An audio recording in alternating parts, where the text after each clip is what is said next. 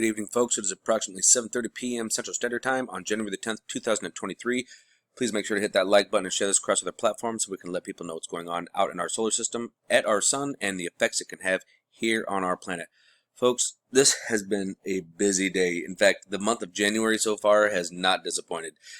2 days ago, we had an X-flare. We had that X 1.98, and just today, well, this is considered yesterday because it's UTC time, but this would be today. We literally had an X flare, and then we just popped another M flare.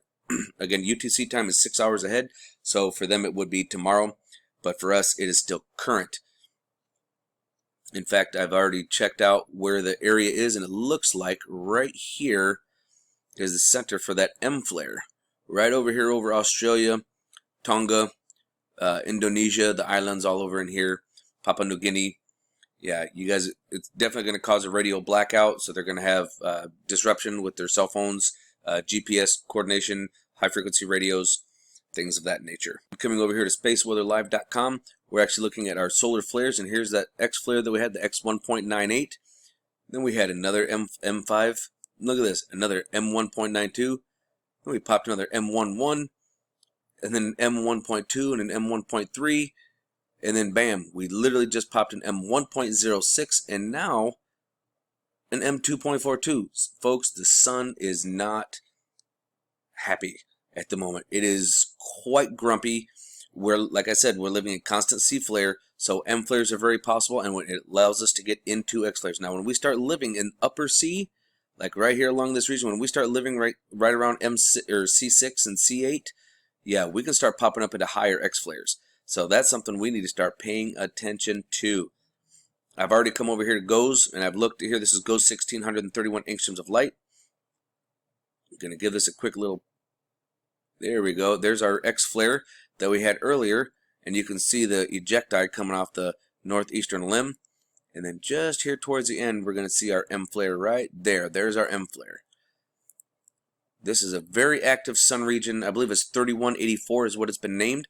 And yeah, this is going to be coming on to see us in about 4 days. It's going to be facing right at us. So far, the other active regions have kind of quieted down. They're not really throwing anything our way. But I find it funny. Why is it that when it starts facing us, things seem to quiet down, but when it's off to the limbs is when it seems to be more active. We've been very lucky in dodging a bunch of plasma and major X flares directly at us X flares. So I don't know. Does anybody else find that kind of peculiar that they calm down once they get Earth facing side, but they're really active when they get to the eastern and western limbs? Is there something on the backside of the sun we don't know about? I don't know. Just a little something I thought about. But here's 304 angstroms of light, and we're going to take a peek at our plasma ejection. Look at this. This is that X flare we had. Woo! That is some plasma coming off of there, folks. Nothing coming at us, not even a glancing blow from that one. Don't forget, we're going to be getting a glancing blow here between tonight and tomorrow night. But I'm not seeing anything else. No other plasma coming our direction. No kind of color changes. But there is always this large prominence here on the top side that's just churning and boiling around. Coming over here to ISWA, taking a look at stereo ahead. Corner graph 2. Just to kind of take a little sneak peek at what we got going on currently. This is from the 9th. And as we watch, we can see look at this. Uh-oh.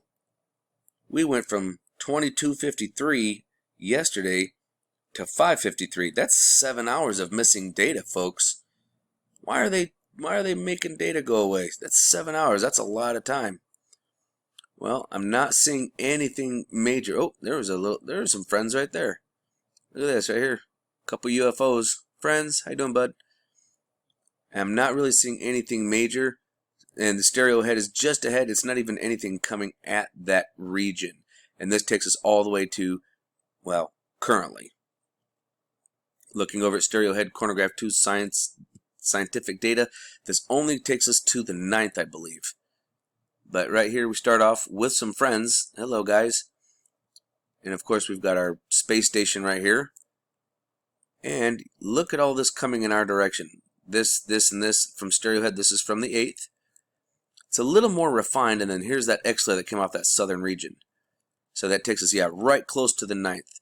So nothing coming at us, so we're fine. But folks, goodness gracious, Did you see all that activity? Whoa. Checking things out on European Space Agency. We're over here at their Euphoria model, which is very much like our Enlil model.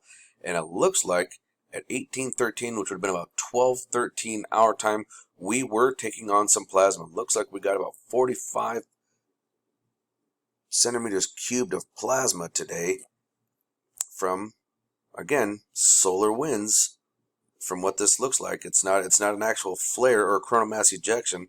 It just looks like solar winds from some kind of coronal hole. It's really weird because I couldn't really find the coronal hole that would give us that kind of plasma. It's quite interesting.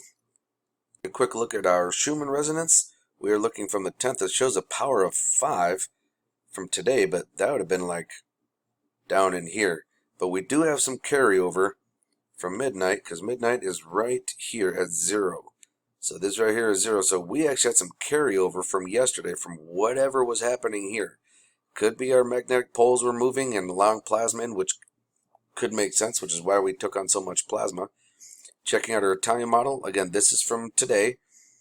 We did have some carryover again, right here. And then we had a couple of pretty decent spikes. And they shot straight up and then just, I mean, they were quite sporadic. It's really weird to try and peg this down because there's been no lightning strikes or anything like that in Cumiata, Italy. Some strange stuff going on, folks. So whatever you do, keep your eyes open.